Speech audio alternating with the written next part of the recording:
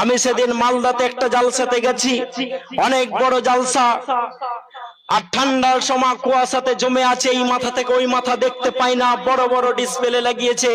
আমি বক্তৃতা করার আগেই আমাকে পুলিশ থেকে বলা হচ্ছে, আমাকে পুলিশের কাছ থেকে বলা হচ্ছে যে হাবিবুল্লাহ সাহেব বাংলাদেশ নিয়ে কোনো কথা বলবেন না। আমি প্রশাসনকে বললাম কালকে পার্লামেন্টে ওয়াকফ অ্যামেন্ডমেন্ট বিল, ওয়াকফ সংশোধনী বিলের উপরে কালকে পার্লামেন্টে আমাদের এই বিলটা উঠানো হবে, তাই আমি টিকিট ক্যান্সেল করে থেকে গেলাম। আমি বললাম আপনি থাকেন এবং আল্লাহ যাতে আপনার এই থাকাটাকে কবুল করেন, বলেন আমিন। পারবেন কি পারবেন না, আপনারা মেজরিটি আছেন কি নাই সে তো ভারতবর্ষের সবাই জানে, জানি না। উনি যদি নাও থাকেন তাও বিলটা পাস হয়ে যাবে, থাকলেও হয়ে যাবে, কারণ এনডিএ গভর্নমেন্টের কাছে এখন এমপি বেশি আছে।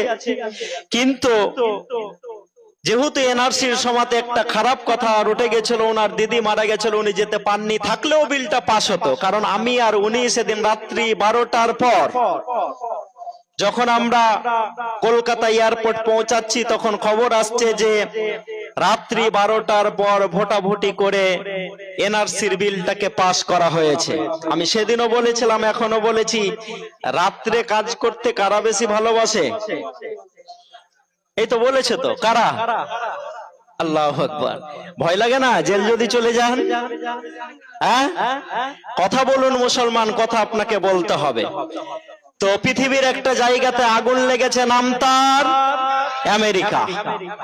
আমরা যখন গাজা নিয়ে 18 মাস ধরে বলেছি এবং গোটা পৃথিবীর 800 কোটি মানুষকে বলার চেষ্টা করেছি যে 12 কিলোমিটার চওড়া আর 42 কিলোমিটার ছোট্ট একটা জায়গাতে অবৈধ ইসরায়েল মারছে, আর তাকে ডাইরেক্ট হেল্প করছে পৃথিবীর শক্তিশালী এক দাদা, নাম তার আমেরিকা, এবং তার সহযোগীরা এবং তাদের ক্যামেরাগুলো তখন গাজার দিকে আমরা ধরাতে পারিনি। পেরেছিলাম। মেন স্ট্রিম মিডিয়াতে সেরকম ভাবে গাজা নিয়ে খবর করা হতো না, কিন্তু তারপরেও যেটুকু আমরা ফাটাফুটা খবর পেতাম তার মাধ্যমে জানতে পারতাম যে ছোট্ট একটা জায়গার উপরে জেনোসাইড চলছে, সেখানকার যুবতী মহিলাদেরকে ধর্ষণ করা হচ্ছে, সেখানকার পুরুষদেরকে হত্যা করা হচ্ছে এবং সেখানকার নারীদেরকে জেলবন্দি করে ধর্ষণ করা হচ্ছে ঘন্টার পর ঘন্টা। গাজা থেকে গত পরশুদিন যে খবর এসছে যে আমাদের এখানে মৃত্যুর সংখ্যা প্রায় 69,000, তখন আমরা ক্যামেরা ঘুরাতে পারিনি। আর আমেরিকায় যখন একটা জায়গাতে আগুন লেগেছে, গোটা পৃথিবী সেটাকে দেখিয়েছে। আমরা কি সবাই যারা জালসা শুনছি, যারা বক্তৃতা করছি, তারা কি চাই যে আমেরিকাকে আল্লাহ পুড়িয়ে দাও? কোন মাওলানা আজ পর্যন্ত বলেছে যে আল্লাহ আমেরিকাকে জ্বালিয়ে দাও? বলেছেন? মাইকম্যান যদি আমার কানে একটু আওয়াজ দিতে পারেন বন্ধু, তাহলে আমি খুব খুশি হব, আপনার জন্য দোয়া করব। তো আমেরিকায় যখন আগুন লাগলো, গাজাকে আপনি জ্বালানোর জন্য প্রায় খরচ করেছেন 2200 কোটি মার্কিন ডলার। কত বললাম? 2200 কোটি। আর আপনার আমেরিকায় যে আগুন লেগেছে, সেই আগুনের ক্ষয়ক্ষতির পরিমাণ নাকি 500 কোটি টাকার উপরে হয়ে গেছে। এবং আপনাদের কাছে সব থেকে পৃথিবীর শক্তিশালী ইন্টেলিজেন্স আছে, যেটা হচ্ছে CIA, এবং আপনার বন্ধু ইসরায়েলের কাছে মোসাদ আছে। তারপরেও নাকি খুঁজে বার করা যাচ্ছে না যে এই আগুন কে লাগিয়েছে। পাচ্ছে না। তো আমরা চাই না যে আল্লাহ তুমি ওই লোকগুলোকে পুড়িয়ে দাও, ধ্বংস করে দাও, শেষ করে দাও। কেন চাই না? এই জন্য চাই না যে আগামী দিনে তাদের ভিতর থেকেও আবু হুরায়রার মতো ইসলাম কবুল করে মুসলমান লোক হতে পারে না। বিশ্বনবী মুহাম্মদ রাসূলুল্লাহ সাল্লাল্লাহু আলাইহি সাল্লাম মসজিদে নববীতে শুয়ে আছেন, আর সেদিন ছিল 14 দিনের পূর্ণিমার রাত। একবার বিশ্বনবীর মুখের দিকে দেখছেন আর একবার চাঁদের দিকে দেখছেন। দেখতে দেখতে বলছেন, হে নবী মুহাম্মদ রাসূলুল্লাহ সাল্লাল্লাহু আলাইহি সাল্লাম, আমি ঘোষণা দিয়ে কথা বলতে বাধ্য হলাম যে 14 দিনের পূর্ণিমার চাঁদ থেকেও আপনার চেহারাটা সুন্দর। বলেন সুবহানাল্লাহ। এবং সেই সাথে একটা কথা বললেন যে আল্লাহ রসুল যখন আপনি তায়েফের মাটিতে ইসলাম প্রচার করতে যান, তায়েফের মাটিতে যখন আপনি কালেমার বাণী নিয়ে গেছিলেন, লা ইলাহা ইল্লাল্লাহ মুহাম্মাদুর রাসূলুল্লাহ, সেই সময়তে তায়েফের লোকেরা তো ইসলাম আনেইনি, আপনাকে নবী বলে মানেনি, কিন্তু তার সাথে সাথে আপনার সাথে তার একটা চরম বেয়াদবি করেছিল যে আপনার পিছনে ছোট বাচ্চাদেরকে লেলিয়ে দেওয়া হয়েছিল আর তারা পাথর ছুঁড়ে ছুঁড়ে আপনাকে আক্রমণ করেছিল। এই রকম ভাবে আপনাকে টর্চার করা হয়েছে যে আপনার শরীর থেকে রক্ত ঝরতে ঝরতে পায়ের জুতা আপনার পায়ের সাথে মিশে গেছে আর ছাড়ানো যাচ্ছিল না। বারবার আপনি অজ্ঞান হয়েছেন, বারবার আপনি কষ্ট পেয়েছেন।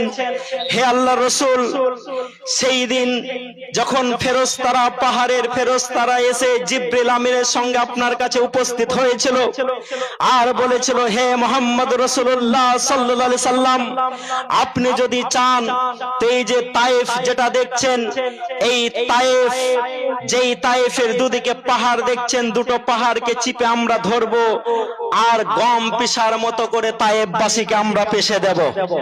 আল্লাহ রাসূল সেদিন বলেছিলেন, না, আমি কাউকে পিসার জন্য পৃথিবীর মাটিতে আসিনি।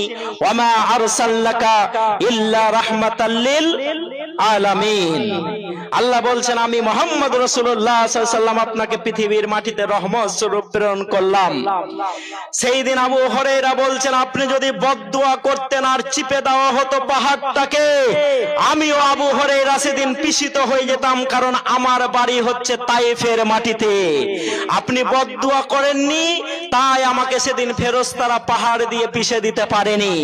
তাই আমেরিকার লস অ্যাঞ্জেলস আর ক্যালিফোর্নিয়াতে যে আগুন লেগেছে, মুসলমানরা তাদের জন্য বদদুয়া করতে পারে না, বরঞ্চ তাদের জন্য রহমতের দোয়া করে বলতে পারে, আল্লাহ যদি তুমি আবু হুরায়রাকে তায়েফ থেকে বার করতে পারো, তো আমেরিকার মাটি থেকেও তুমি লক্ষ কোটি মুসলমান বার করে দাও। নারে তাকবীর। এবং এটা আমাদের চোখের সামনে আজকে প্রমাণিত যে আমেরিকার মাটিতে আজকের দিনে যেই ধর্মটা সব থেকে বেশি গ্রহণ করা হচ্ছে, সেটা কি? আমেরিকার মাটিতে যেই ধর্মীয় স্থানটা সব থেকে বেশি গড়ে উঠছে, সেটা কি? মসজিদ। তাই বন্ধু, আমরা কারো জন্য বদদুয়া করতে পারি না। আচ্ছা, কদিন আগেই আপনাদের এত লম্বা গল্প কিসের? আশ্চর্য খবর তো। কি অসুবিধা হচ্ছে? কিছু অসুবিধা হচ্ছে? ঠিক আছে, আমার দিকে তাকান না, একটু আমাকে টাইম দেন। আমি আপনাদের অনেক দুঃখ করে বলতে এসেছি, কারণ এই যে টাইম, যেই টাইমটা চলছে, এটা খুব সংকটজনক মুসলমানদের জন্য, কিন্তু তারপরেও মুসলমানদের ঘাবড়ানোর নেই। আছে আছে কারণ অলরেডি এইরকম স্টেজ আমরা অনেকবার পার হয়ে এসেছি না, আসে নাই? আচ্ছা, মুসলমানদের দাড়ির উপরে ট্যাক্স লাগা হয়েছিল, জানেন? ব্রিটিশ গভর্নমেন্ট ট্যাক্স লাগাই নাই, যে যত বড় দাড়ি রাখবে তাকে তত ট্যাক্স দিতে হবে। দাড়ি বন্ধ করা গেছিল? যাই নাই। তো এইরকম স্টেজ আমরা পার হয়ে এসেছি কদিন আগে, এবং এখনো বর্তমানে চলছে ভারতবর্ষে একটা মেলা, নাম তার কি? কথা বলতে হবে, নাম তার কি? আর একটু জোরে বলুন না, সবকে জানান না। কুম্ভ মেলা, যেখানে প্রধানমন্ত্রীও নাকি যাবেন, গোসল টোসল করবেন। আজকে করেছেন নাকি? খবর টবর আছে? হ্যাঁ, একটু সাক্ষী টাক্ষী দেন না। না, আমি একাই জেলে যাব? আমি তো ওয়ান ক্যামেরা বলছি। তো সেই কুম্ভ মেলাতে, কুম্ভ মেলাটা যখন শুরু হলো, মহাকুম্ভ মেলাতে যখন শুরু হতে যাচ্ছে, তার আগেই ঘোষণা দিয়ে বলা হয়েছিল যে একটা জাতির লোককে এই মেলাতে ঢুকতে দেওয়া হবে না। তারা কারা? এই তো সব খবর আছে আলহামদুলিল্লাহ আপনাদের কাছে, সব সজাগ শ্রোতা আলহামদুলিল্লাহ। মুসলমানরা অনেক ঘুমিয়ে নিয়েছে। একদিন মহাত্মা গান্ধী আর কি বলে যে আপনার না না না না, আমাকে বলতে দেন না, যখন জিজ্ঞেস করব তখন বলবেন। আপনার মোহাম্মদ আলী জিন্নাহ রাত্রিবেলাতে ঘুমিয়ে আছেন, তো রাত্রিবেলাতে মহাত্মা গান্ধী দেখছেন যে তার বন্ধু তার পাশে নাই।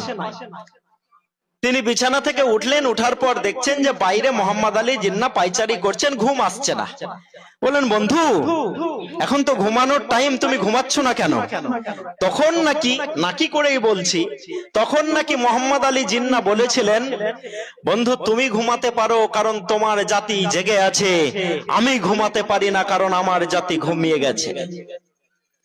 তো 1757 থেকে 1857 মহাবিদ্রোহ, মুসলমানদের আলেম ওলামা বক্তা কারি হাফিজরা সারা সারা রাত জেগে আমার জাতিকে পাহারা দিয়েছে আর আমার জাতিকে জাগিয়ে রেখেছে। আর 1857 থেকে এইদিকে 1947 সালের 15 আগস্ট পর্যন্ত যেরকম ভাবে আমার জাতি জেগেছিল, স্বাধীনতা হওয়ার পর আমার জাতি নাকে তেল দিয়ে ঘুমিয়ে গেছে। আপনাকে আমি জাগাতে এসেছি, জাগুন, জাগতে আমাদেরকে হবে।